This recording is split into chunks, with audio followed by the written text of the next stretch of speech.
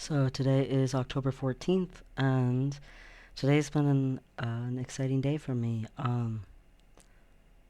So my doctor on October 4th submitted to the surgeon that I picked out a referral for me to get top surgery, and um, like 2 days after that, I got a, you know, letter. So I called them, I want to say last Friday, and when I called, they were like, "Oh, hey, sorry, there's a really long wait for a surgeon." That was disappointing to hear. And they said, but in the meantime, while you're waiting for the ability to get your consult appointment and stuff, we can at least be doing some of the stuff that would be required anyway and get that going so that, it feels like something's happening, kind of a thing, in the meantime. So they were like, your doctor's going to need to submit a letter, and then we need a letter from a therapist. And my therapist in New York had already written one, and I asked if that was okay, and they said that should be, but I would be getting a call in a couple of days, and I could go ahead and ask that question then to the person who is directly from the surgeon's office.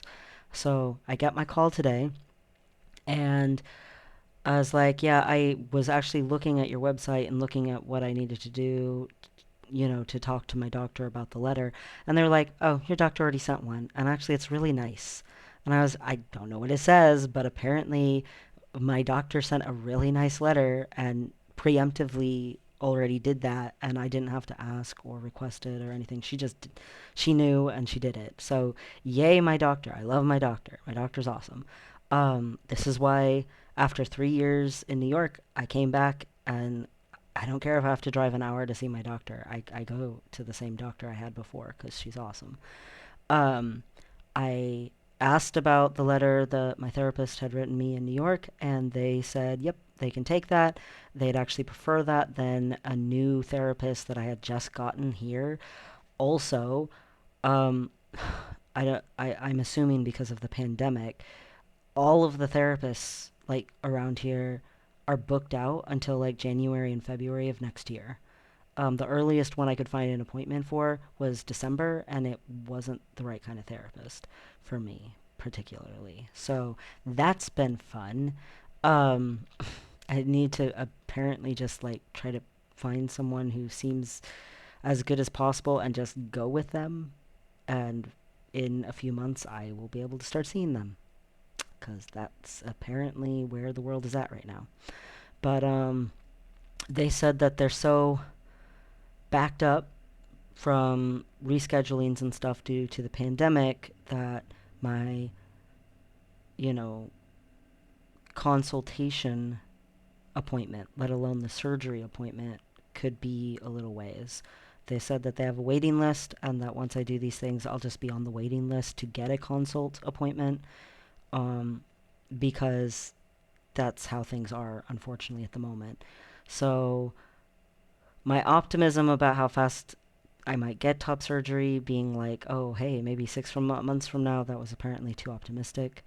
Um, it's not that it's impossible, it's just unlikely from the sounds of it, but they didn't say an actual time frame. But at the same time, that's what feeling I'm getting. Um, but at least my doctor already did the letter, and I submitted today the letter from my therapist. I found it and gave it after the phone call. The other thing that happened on the phone call is she said that in order for me to get the surgery, that I have to lose 3 to 5 pounds. And she said that I can go ahead and be working on that, and that once I do, just send a picture of me standing on the scale with that weight, and it'll be fine. Um, that the big thing is it's reduces the lines from the cut from the surgery from being um, as jaggedy or uneven or however you want to say that. They're straighter. It's easier to make straighter lines when you don't have to deal with a bunch of chubbiness, basically. Um, so the surgeon prefers for people to be under a certain weight. But I am on the very precipice of that, so it's obviously not just super scrawny, which is something because I'm not super scrawny. Um, so at least there's that. She's like, I can't believe how close you are to the threshold without being there. Like she's like, you're literally 3 pounds away. So it's like, okay, well, I can make that happen. Hopefully, I do struggle with losing weight, but I am really, really hard gonna try.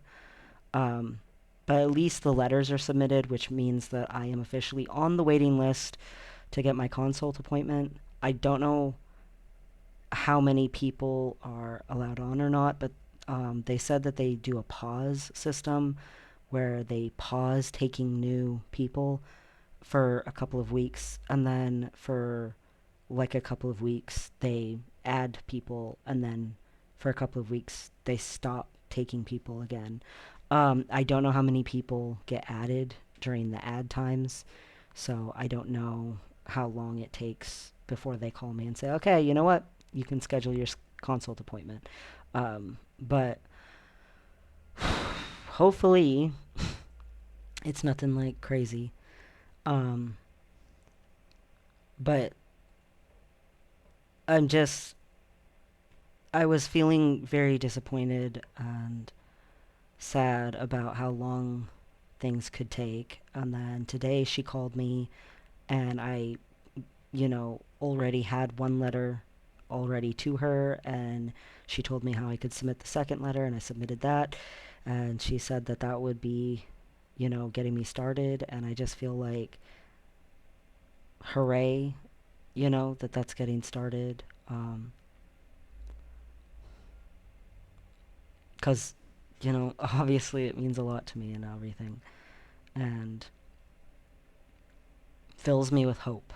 Um, it would be really nice not to be quite as deformed and to get started on all of this. So that would be awesome. But we had a little bit of a problem because my spouse got sick with a cold, and we had to go and verify that it was a negative COVID test. That was annoying. But she has so many doctor's appointments, and obviously I want to be able to get surgery and stuff, so we had to prove she didn't have that all it was a cold. I knew it was only a cold because she's literally had the exact same cycle when she gets a cold the entire time I've ever known her. She starts with a sore throat, and then her nose gets runny, and because her sinuses get clogged so easily, her sinuses get super stuffed up, and then everything goes down her throat, and then she ends up with a cough down her lungs.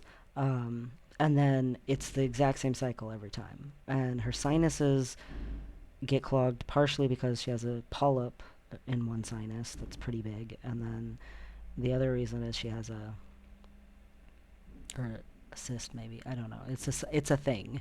And then the other thing is she sniffs her instead of I'm like, blow your nose. And she's like, and I'm like, blow your nose. Anyway, the entire time I've known her, she's always been that way. So about colds. So um, I knew she didn't have COVID because COVID would be some sort of unusual symptom. But we still got her tested. Anyway, um, I'm just I'm just hoping that somehow things work out with the top surgery, and that things work out in a not taking forever kind of way.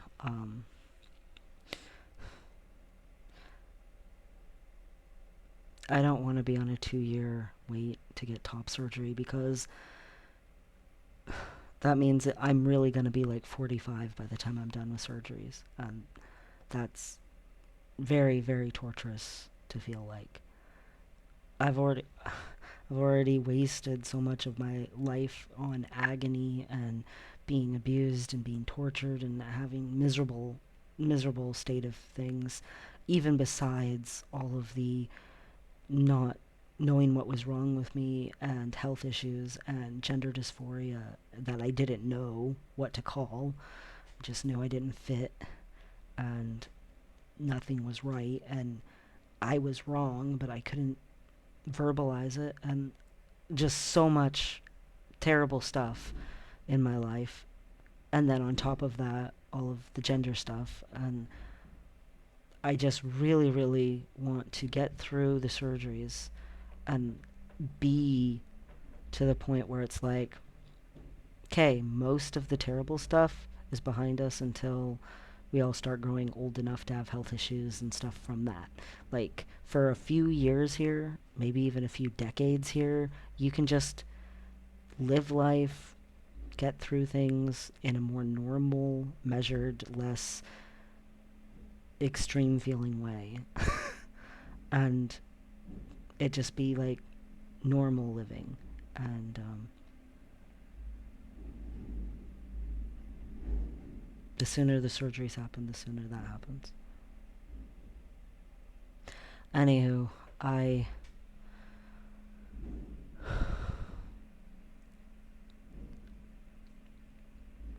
just feeling a lot of things, and I thought I would sit down and record it um, while I'm still feeling it. Because when I found out about the weight and was all disappointed and stuff, I didn't record. I'm feeling a little less sad, so I'm recording because there's something hopeful. I feel like it's important to be hopeful. Um, After a lifetime of hopelessness, I also, because I was looking for, trans-friendly therapists and stuff earlier, I went to Reddit and see what, trans people had to say, and it's all people I don't relate to. And there was one post in there that was basically about, you know, I really don't know why there's no one like me.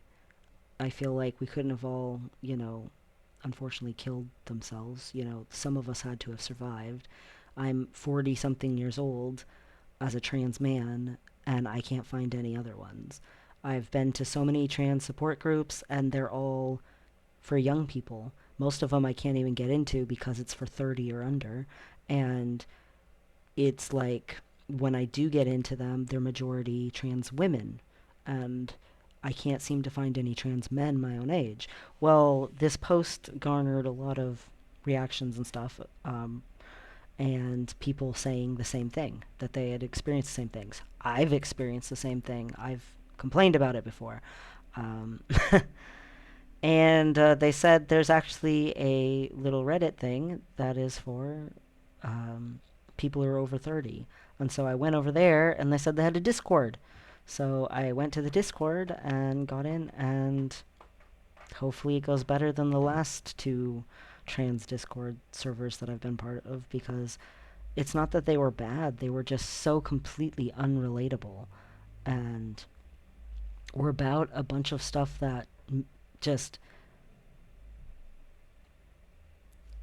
I basically would have just been there to help other people, which helping other people is a good thing, but the whole point of going to a support server is you're also looking for support too.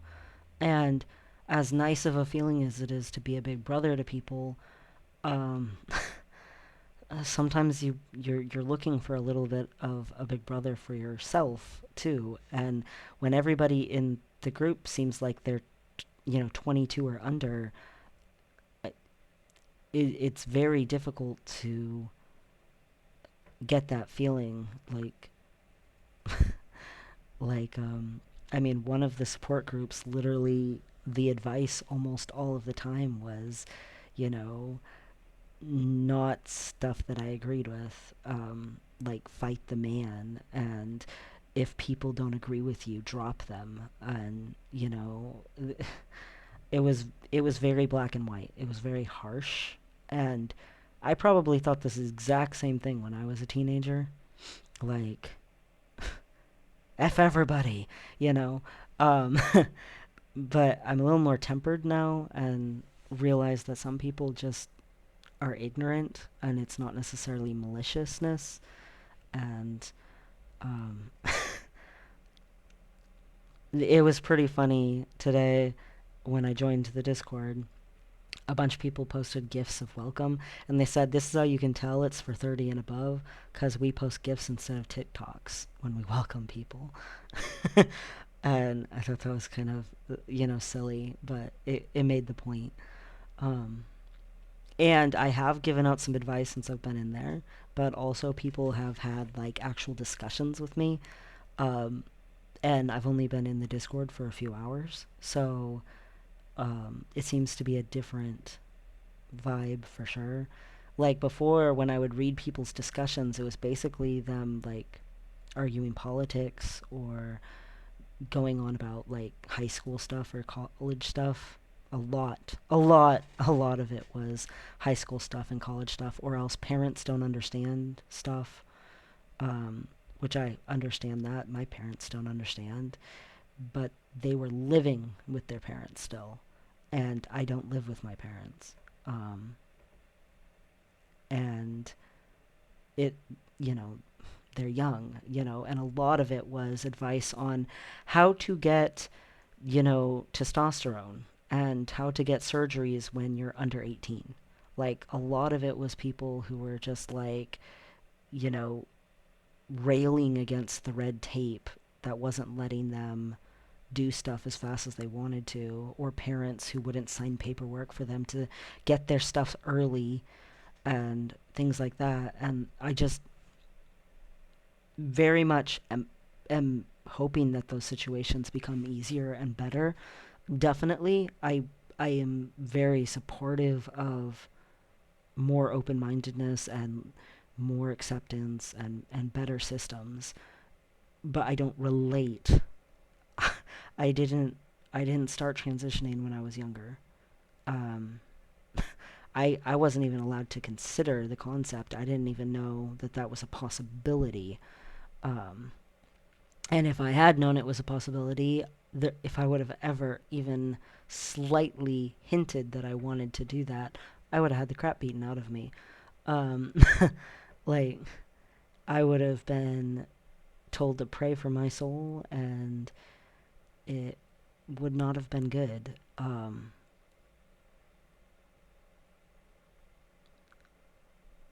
I can't, I can't relate to the feelings that they're expressing in the younger stuff. So I left them because I wasn't getting anything out of it. Um, Hopefully this one's not like that because a lot of the people in there, I've seen already them talking about how they didn't do stuff until they were older. And a lot of them,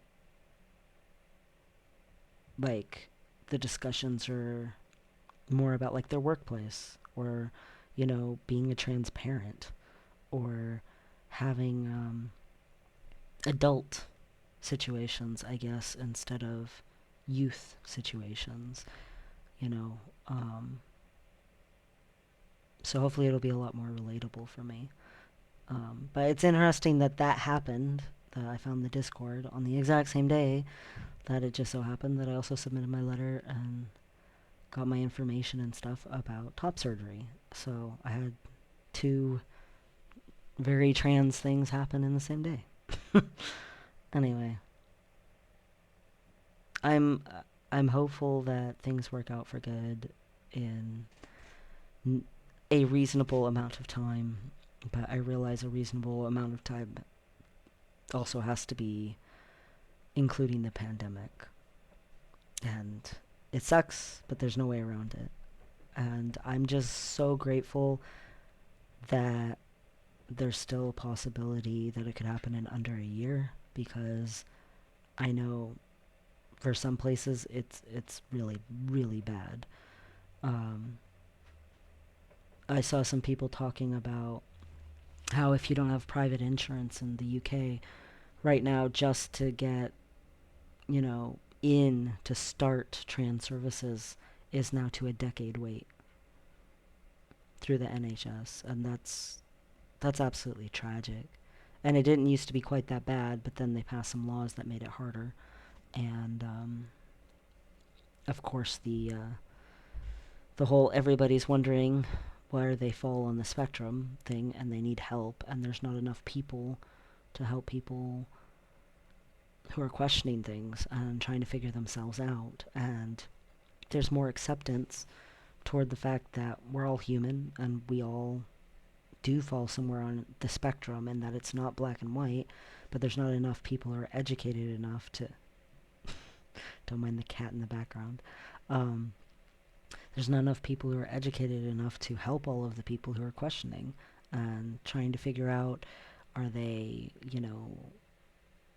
like a pansexual or a bisexual? Are they, non-binary, or do they actually want to transition? Like, there's all these things that people need help figuring out and resolving, and they're very weighty things. They're very big things, and there's just not enough professionals to help, unfortunately. And those are all things that are going to still be there even if the pandemic goes away. Like, hopefully the world keeps progressing, though. I mean, hopefully it's a sign of progressing as a species, that it's becoming more and more of a trend, that people are trying to look at themselves that way and really deeply understand themselves. Um, I mean, that's all I'm trying to do. Is deeply understand myself. Uh, I'm just really excited that my doctor is so awesome. It it helps when you're going through pushing through red tape and trying to get something to happen, when people are on your side or supportive or effective at what they're doing.